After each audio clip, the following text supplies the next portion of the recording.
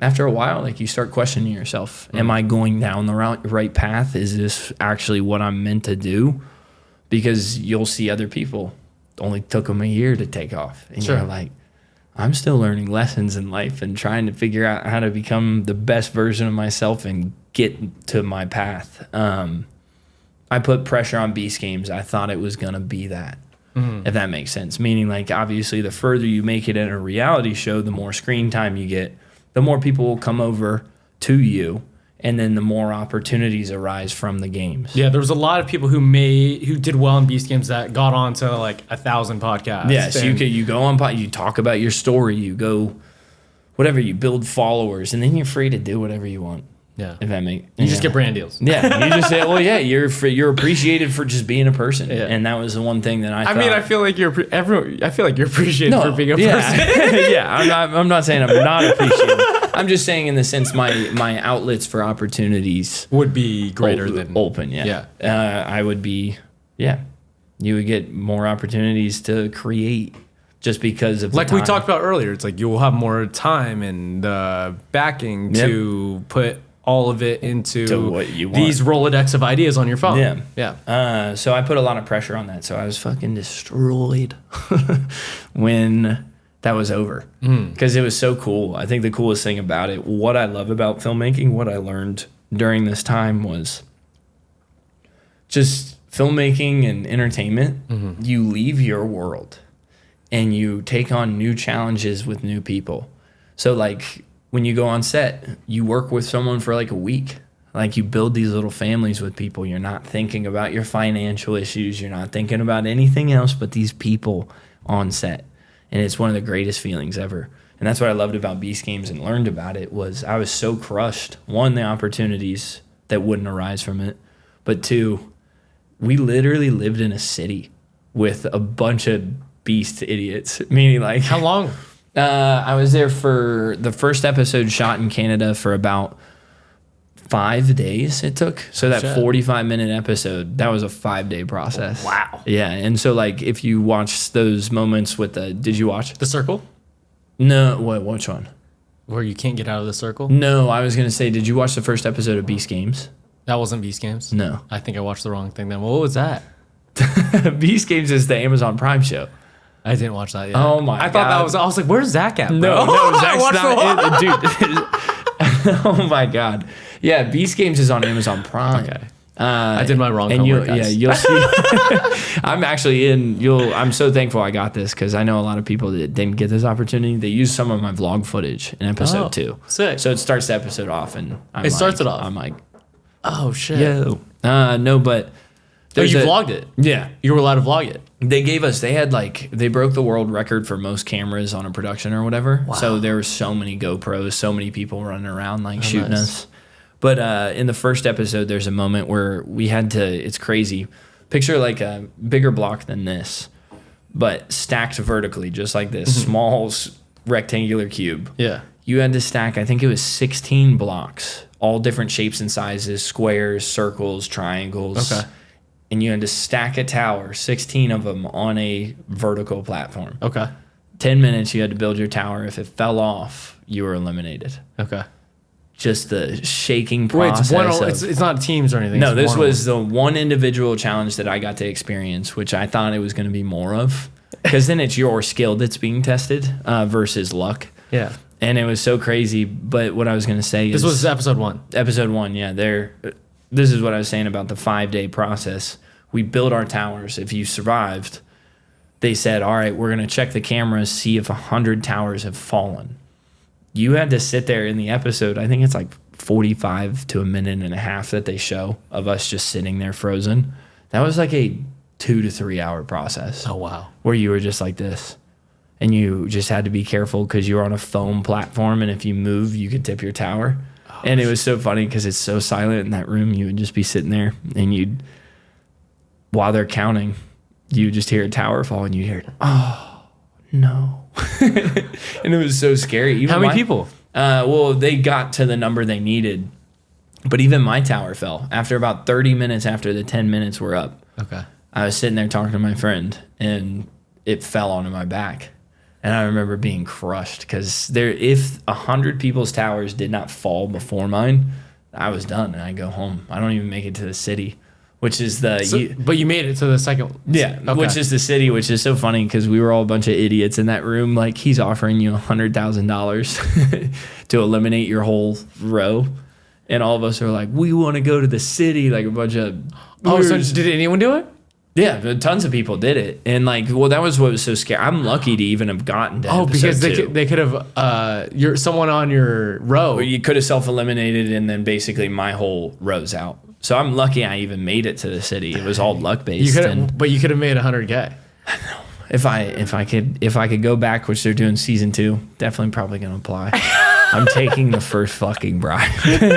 I've seen the city. I don't need it. What's the city? He spent $15 million, built an entire city with like this big old tower in the background. There was basketball courts, soccer. There was table tennis. There were bikes. Feastables Cafe, where they'd serve us lunch like little hamsters. It was so funny. The fuck? Literally, Feastables Cafe was a bunch of windows, and when it was dinner time, they would start putting our little trays in the window. And then Did you feel like you were in a simulation, bro? Oh, it was crazy. We're a bunch of fucking dummies in like their blue uniforms with their numbers. It's kind of like prison. Yeah. Oh, it was crazy. They would, as soon as lunch was served, the trays would go up. 500 people would rush to those cabinets and try and grab their lunch so they could go have it with their friends and stuff like that. So it'd just be a massive pileup of people. And I remember like looking just like, you do look like a bunch of hamsters. We moved into that city, which is crazy. Most days we would shoot from. Is this in Canada still? Yeah. Most days you'd shoot for 15 to 18-hour days inside these arenas or whatever. And then the day we moved into the city, I think we wrapped episode 1 at like, God, dude, it was like 4:30 in the morning, 5 a.m. I'm dog shit tired. Mm-hmm. I'm cranky when I'm tired. I'm hungry. We were fed a ton, but I'm hungry all the time. Not enough. The inner fat boy. Yeah, exactly. I'm like, where's the other meal? Yeah. No, but 4:30 in the morning, they shuttle all 500 of us over to where the city was. There's some delay that we're on these buses, sweating. Like, I'm tired of shit. I want to go to bed, but we have to move into the city and film it. And I remember moving in because at this point it's like 5:30 in the morning, sun's coming up.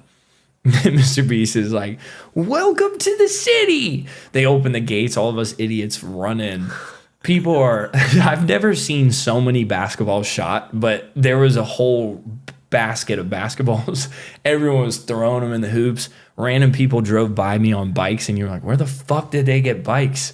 We were just a bunch of idiots running through the city and moving into your cottage, which was like camp. They were like bunk beds inside a dorm. And you would sleep, the boys slept with the boys and the girls were in their girl dorms. The showers. This is when I was pissed. I was like, why'd I go to the city? 1-minute showers is what they advised. Because otherwise we'd run out of hot water. Okay. And I was like, fuck this, dude. Why did I move to the city? I have to sleep in a bunk bed where people snore next to you. 1-minute showers. How close are they? Oh, I mean, like, I think each cot slept probably about, like, there's probably about 25 or 30 to 50 beds in there that slept.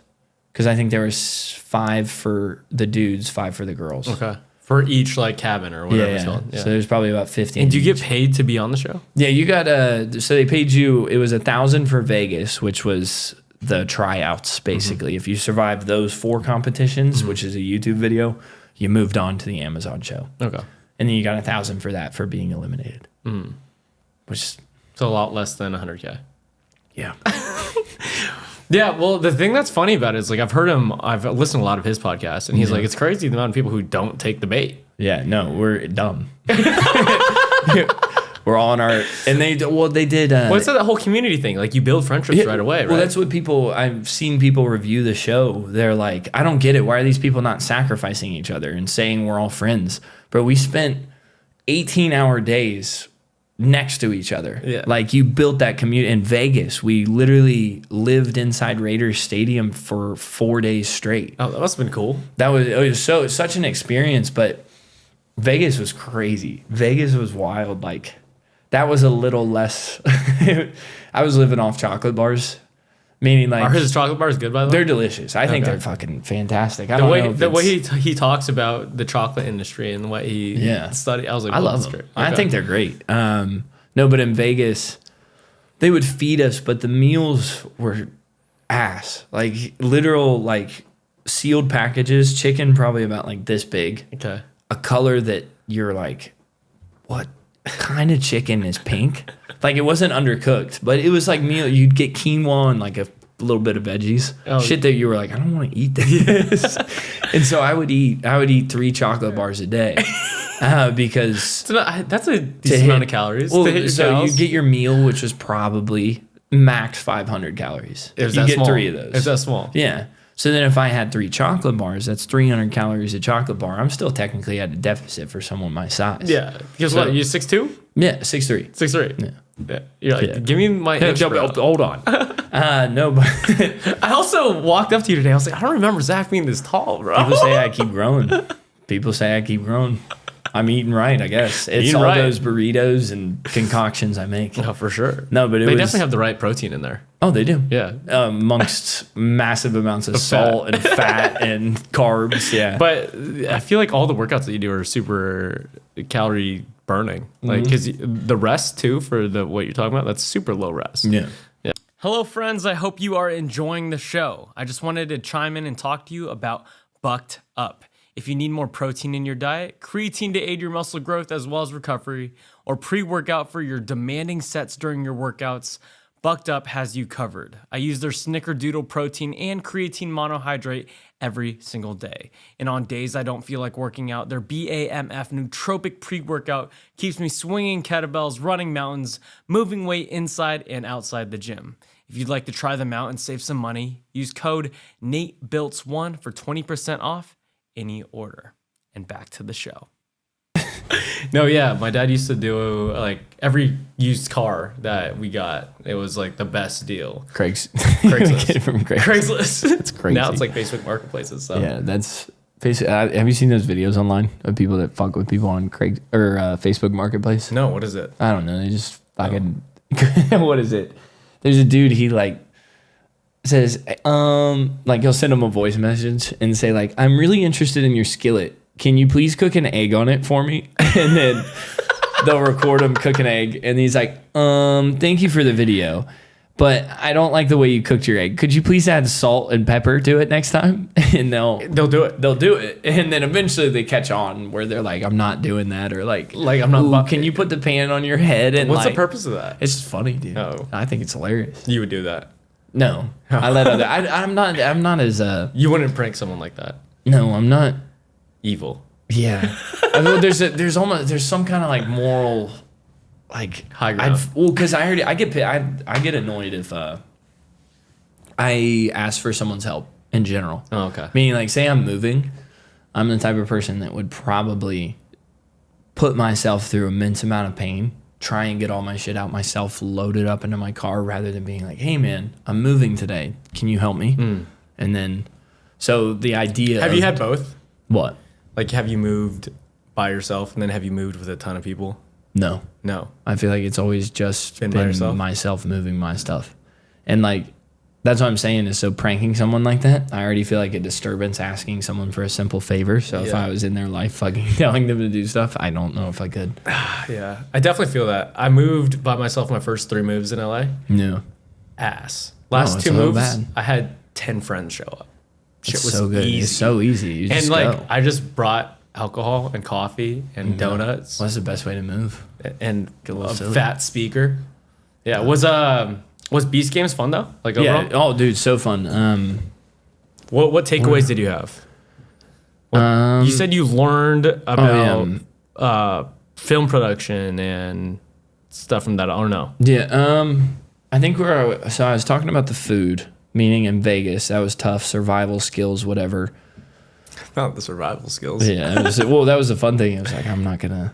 Well, because I remember it was, I don't know, this is funny, but afterwards, once again, I'm a little petty dude. I get a little whiny sometimes. You're mad you didn't give people up for 100K. Yeah. But after Vegas, I was so sleepy. We were up for the last day. I think we shot because they love shooting at night because it looked better. So we would shoot from like 10 p.m. until 8 a.m. every day. Okay. So bad. And they screwed up the shuttles and stuff like that. Like they couldn't get me a room, and I'm such a whiny little guy because they put us up in Vegas in hotel rooms, and I'm so whiny. They're like, "Oh, we screwed up the reservation." I was just like, "I'm just gonna fucking drive home, and I don't care if I die." Seriously, dude, I wanted to, and my friends were like, "You can sleep on my couch," and I was like, "I'm not fucking sleeping on your couch. I'm gonna drive home. I don't care." Yeah. But eventually, I slept in my car and then got a room. But yeah, so Canada was total different experience. So fun. Did you know anyone actually in the games? One of my best friends from college had not seen this girl since 2019 when I graduated. Yeah. Randomly came up to me in Vegas. Like it was the first time we entered the arena, and then across the field, I'm just kind of walking around, just taking things in, and then we'd see each other. And it was the first time we saw each other. And it was so cool to reconnect with her. Because she worked at the same place I worked at in school, and she was just a big part of my life, and we worked together a lot, so it was cool. Did you go to college in Ohio as well? No, I was out here at USC. Oh, USC, yeah. And it was so cool to reconnect with her. The friendships that I made, I still got a good group of... Beasties? Yeah, beasties, yeah. Speaking of the beasties, it's so crazy. These people have group chats on like Instagram and talk to each other every day. I don't say shit in these things. What do they say? Just, I don't know. Sometimes people say good morning, and I'm like, go. Move on. Like, some people don't have a lot of friends, though. Yeah, no, it's... I feel like... Yeah, I'm not judging them, but still, when I wake up at fucking 5:45 in the morning to coach and someone's in this chat trying to have... I'm like, dude, fuck. No, but I made some great friends. Ones that I still see, and those are the connections that you'll hold for a long time. Yeah. And I think the cool thing about it that I learned was... You guys went through this traumatic experience together. We the way we got out, before I get into what I learned, so stupid. Not even mind control. But it was a simple game of catch. My sport. I chose a token. It said, hope you can catch. I can catch. I play baseball. I got on my team, found all my people with the same token. We were all, like, I was paired up with a lot of my friends, which was crazy. Sick. It was a game of chance. Only a couple of them traded to be on my team, but most of the people who had that token, they were my friends. Mm-hmm. And so it was cool. You were all with your friends. You knew you were all going to be okay because you trusted them. There's one guy, he came up to me, and he's like, did you play sports when you grew up? I was like, yeah, baseball. Yeah. And I was like, what about you, buddy? He was just like, oh, I was the number one wide receiver on my team, super good at baseball. And, like, at the time, I didn't look at it like that was weird. But after what happened, simple game of catch. Ceiling is made out of, like, Swiss cheese holes. Guards from the ceiling will drop these red rubber balls about yay big. From the ceiling. From the ceiling. And you have to catch Swiss cheese. So you don't know where... Swiss cheese? Meaning, like, there's holes. Yeah. You'd see the ball come down, but you don't know which hole exactly it'll drop from. So it comes down, you're on a team of like 65 people. Plenty of people to catch a ball. Just catch the fucking ball. We had like a leadership issue too, where people were like, we need catchers and we need holders. And I was like, me and my buddies, we were like, we're taking this quadrant. We don't need holders. We need people that are just going to be there to catch. Like everyone can catch. Yeah. So be there, call it out, catch it, back each other up. And game starts, bounces around. We win. We won. Oh, dope. Our tower lit up green. We celebrated. This is what's crazy. They don't show it in the show, but we got interviewed, like meaning cameras were in our face. We celebrated with MrBeast, raised him up, like did this whole like, yeah, cheer thing. One of the guys on our team, as we're leaving the tower, goes up to a producer and says, I got to be honest. I dropped the first ball. And I remember I was leaving and we got stopped and someone told me that guy's going around saying he dropped the first ball. And we were all like, shut the fuck up. Even though that's a bad way to win. When in sports, have you ever seen an NFL wide receiver bobble a ball? Like when they show the replay, get the call forward, go up to the ref and say, I got to be honest, I bobbled it. No, they take that yard advantage and they move forward and march down the field. Yeah. You know what I mean? But that's a very good analogy. Yeah, this kid went up to the producer, told him I dropped the ball. I swear I did. They looked through all the camera angles. None of their cameras caught it because there were so many of us up there. but he kept running his mouth. You see a little bit of it in the show. One of my buddies, he like went up to him and said, "It's time for a timeout. You're sitting down right here." Just because he kept talking. We were all like, "Shut up. This is not," he was like trying to be noble. And we were like, "You're being a bitch. Stop." They eventually removed a camera from the ceiling that wasn't supposed to come down. It was mounted up there for extra coverage later. Removed the SD card. And that was the camera that had something that my dad would have disowned me over. Meaning like it was a video where the ball comes down. Good, boom, hits the floor. First ball. And it's the first one. Very first ball that was dropped. He dropped it. And he was the guy that swore he was the number one wide receiver, like talked a big game like that. And and he was honest. What? He's the one who ratted everyone He was out. the dude that dropped the first ball and ruined it for 65 of us. And it was so funny because I was all... Wait, 65 people were on that? Yeah, 65 people were eliminated in that game. And it was me and... But you guys celebrated. Yeah, well, that's what's crazy is that dude took away the win. On the show, they make it look like the control room caught it, and we never celebrated. But in the end, that's what's so frustrating about it is we were leaving. Wow. And but ultimately, this is kind of cool. The guy that did win it was on the other team.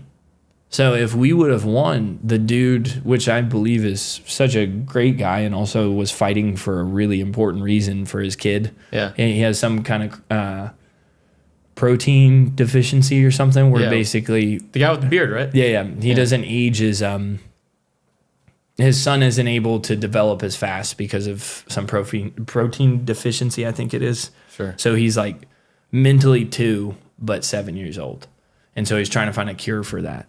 Dang. And he was on the other team, so if we would have won, he would have been eliminated.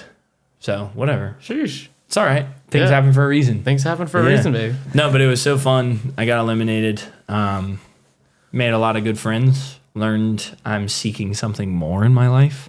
There were certain things in my life that I was unhappy with back here, which is why I was fucking destroyed because I wasn't ready to face them yet. Face them.